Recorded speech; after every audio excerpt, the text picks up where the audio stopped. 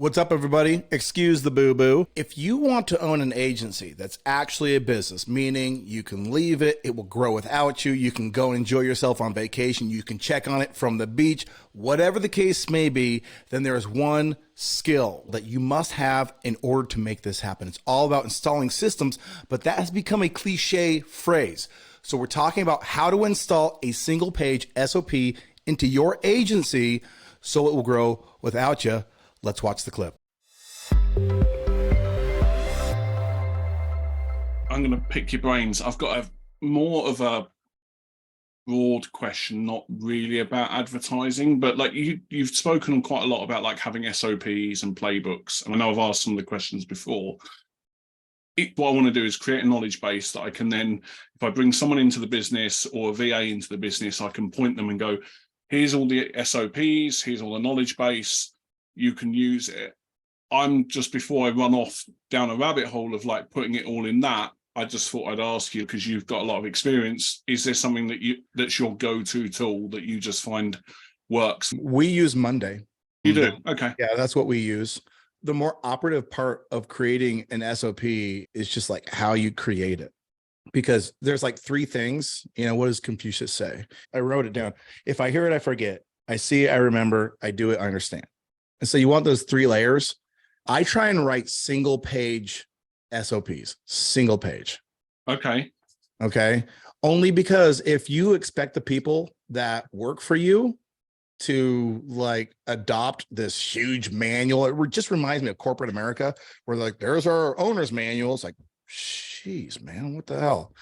So single page, I learned that actually from my first mentor in the business.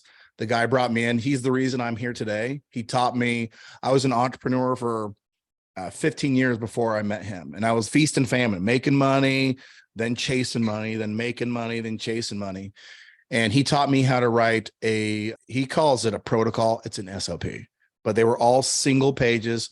They had the objective, the tactical approach, the demonstration, and then the measurable KPI, because what gets measured gets managed. Right. And so everything was single paged.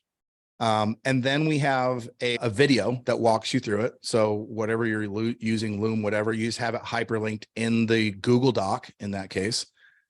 And then you have a way to verify that the person did it.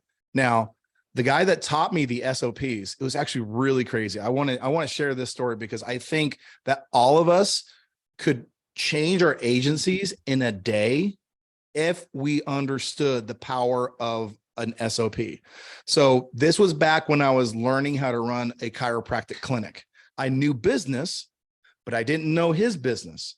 And so I walked in, he literally had like a piece of paper from the computer that he had written. Okay, the re-exam protocol, the reactivation protocol, the this, the that. And he had all of these things written down, all the protocols. Next to the protocol was somebody's name: Rachel, Tiffany, Sarah, Tim, and like all these things. And he goes, all right, this is what you need to do to get trained today. And you need to get trained today because on Saturday, we have a bunch of doctors coming in and you got to teach these different things. I'm like, okay, weird. So he gives me this thing. I walk around his clinic. I'm like, okay, the reactivation protocol, Rachel. Hey, who's Rachel? She's in that office right there. I'm like, okay, walk over. Hi, Rachel. I'm supposed to get trained on the reactivation protocol. Boom. She pulls over the one page. She goes, here you go. Here I go. I'm like, all right, go ahead. She taught me the thing. She quizzed me on it. She made me do it. And then she's like, do you understand? Do you have any questions? I said, nope, I'm good. Signed me off and I was off to the next. Gave me the protocol and I was off to the next. Okay. It probably took less than 10 minutes. I did that through the entire day. That was probably a Wednesday or a Thursday-ish. I went on that Saturday and the guy, his name is Sonny. I should have him on here one time, actually.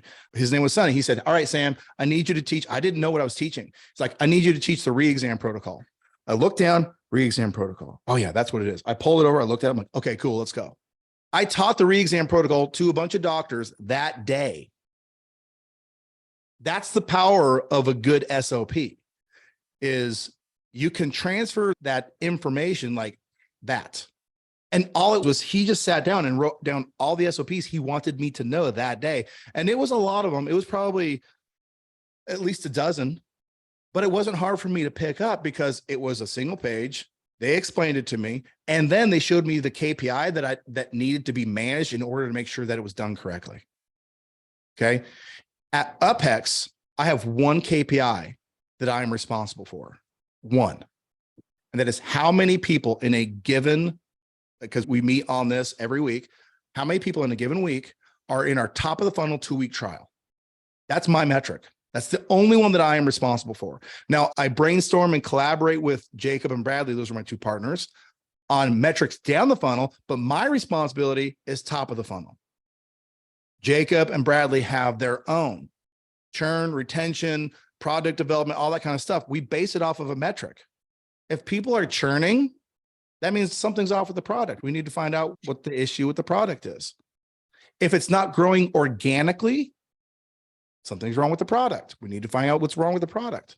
Right now, during the time that we've been creating this course, which has been just a pain in the butt, we have done very little marketing, but we consistently get 20 to 30 trial users every single day. And that's just because people like you are hearing about it organically through the group, through other people, through whatever, and it produces an outcome. It produces a result that you guys need and want. And so it grows organically. So anyway, that's just, if you're trying to build your business, being able, like in the E-Myth, we hear about systems. You guys know the book, The E-Myth, right? It's become such a cliche phrase that it's lost its meaning. SOPs are another thing. It's like, well, okay, if I just write this down on a piece of paper and it's written down, doesn't that mean that my business is right? Or if I just use this software stack to execute the SOP, doesn't mean. You got to slow down. You got to say, what is the objective of having an SOP? It should be that I can have a single page document. That document can transfer the information from the piece of paper to the person holding, to the person reading it. And then that person can be held accountable for some type of metric once complete. And that person can also teach it. So that's how I learned to create systems. That's what we strive for in my agency. That's what we strive for at UpHex as well. I know you thought that was a simple question. No, it's not, because I create SOPs in my IT world for the same way. Interestingly, they're not all one page, but I am now seeing the value of having them down to one page or maybe 2 pages because some are complex. But the output, I do make it so the idea, but I like the idea of putting it into Monday, because the other thing is you can move that into almost like, here's the SOP, but also you can now click through. So each time, so a good example for me is like onboarding. Like I want a fairly slick. Yeah. So no, I appreciate that. Thank you. And that's the KPI bit. It's actually quite interesting. I haven't thought about that before in there. I think I'd got it about 80% correct. Cool. And now you've told me that I've got it 80% correct, but I'm missing that key bit, which is really good. So thank you. Love it.